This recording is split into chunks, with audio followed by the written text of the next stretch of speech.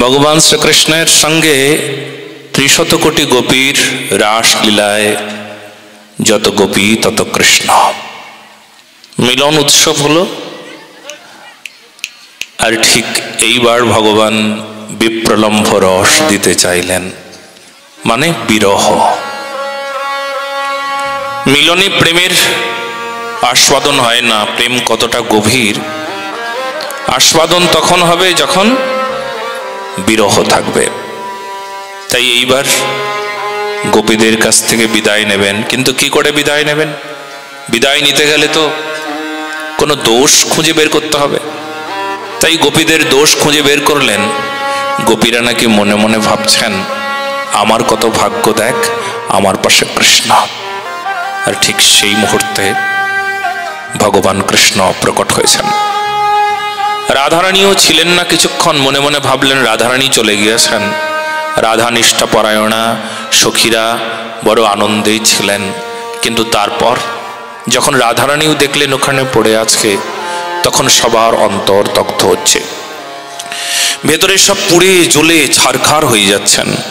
গোপীরা এখন বন থেকে বনান্তরে ছুটে ছুটে বেড়াচ্ছেন, কোথায় গেলে কৃষ্ণ পাই।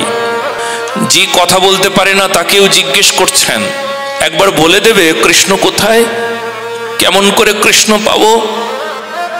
অশোককে বলছেন, অশোক বৃক্ষ, অশোক তোমার নাম তো অশোক। অশোক মানে ন শোক, যার কাছে গেলে শোক দূর হয়। তুমি আমাদের শোক দূর করো। ও অশোক, একবার বলো না কৃষ্ণ কোথায়। রাধারানী বলছেন, এ পুরুষ জাতি এ কি করে আমাদের হৃদয়ের বেদনাকে বুঝবে? दर्द की बातें दर्द ही जाने और कोई ना जाने इस दर्द की बातें। দুঃখীর কথা দুঃখী বুঝবে।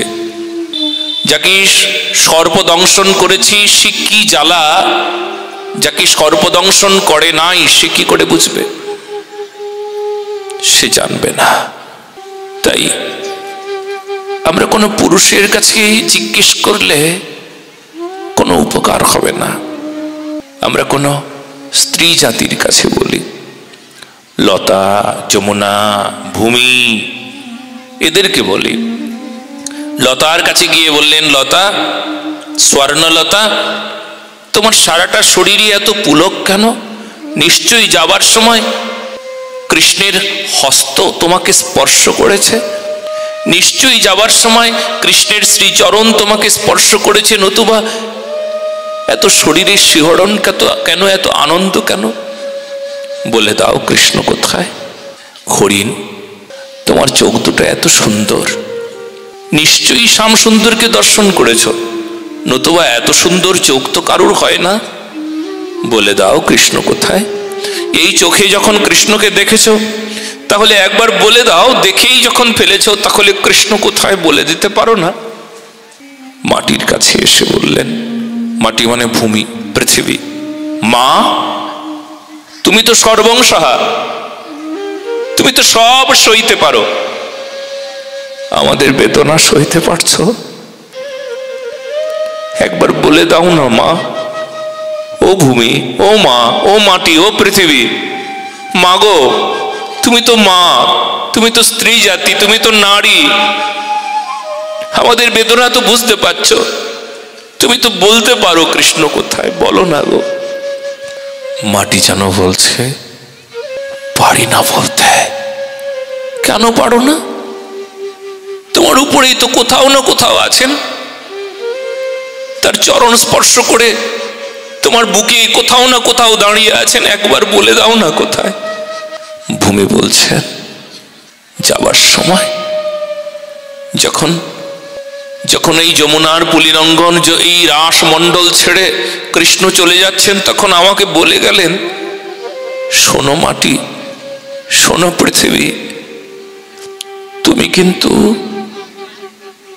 কিন্তু একবারও গোপীদের বলে দিও না আমি কোথায় আছি। ও তার মানে তুমি কৃষ্ণের কথা শুনলে, কৃষ্ণ মানা করে দিয়েছেন বলে বলবে না, আমাদের বেদনায় তোমার একটুকু কষ্ট হয় না?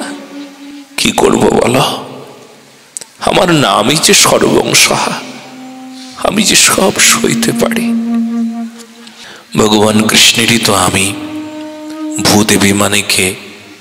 পৃথিবী। তাই স্বামীর আজ্ঞা পালন করা প্রতিটি রমণী, প্রতিটি স্ত্রীর যে কর্তব্য, তাই আমি তার আজ্ঞা পালন করছি, আমায় ক্ষমা করে দাও। মাটিকে বললেন, ঠিক আছে যাও। বন থেকে বনান্তরে ছুটে ছুটে বেড়াচ্ছেন, কোথায় গেলে কৃষ্ণ পাবো। সহসা রাধারানীর কাছে গিয়ে বললেন, রাধারানী, আমরা ঢের বুঝেছি, তুমি একমাত্র কৃষ্ণকে পাইয়ে দিতে পারো, বলো না কৃষ্ণ কোথায়, কি করলে কৃষ্ণ পাবো? রাধারানী বললেন, পুনঃ পুলিনমাগত কালিন্দঃ কৃষ্ণ ভাবনা সমবেতা জগুঃ কৃষ্ণম তদাগমন কাঙ্ক্ষিতঃ। রাধারানী বললেন যে দেখো, রাস্তাঘাট ভালো নয়, পথে অনেক কাকর, অনেক কাঁটা। কৃষ্ণ আগে আগে চলছেন, তোমরা গোপীরা পেছন পেছন ছুটছো, ঠিক আছে, কিন্তু কৃষ্ণের চরণে কাঁটা, কাঁকর এই সমস্ত লেগে ক্ষতবিক্ষত হচ্ছে। তার চাইতে ভালো হয় সবাই মিলে যদি আবার রাসমণ্ডলে চলে যাও, তার নাম ধরে ডাকো।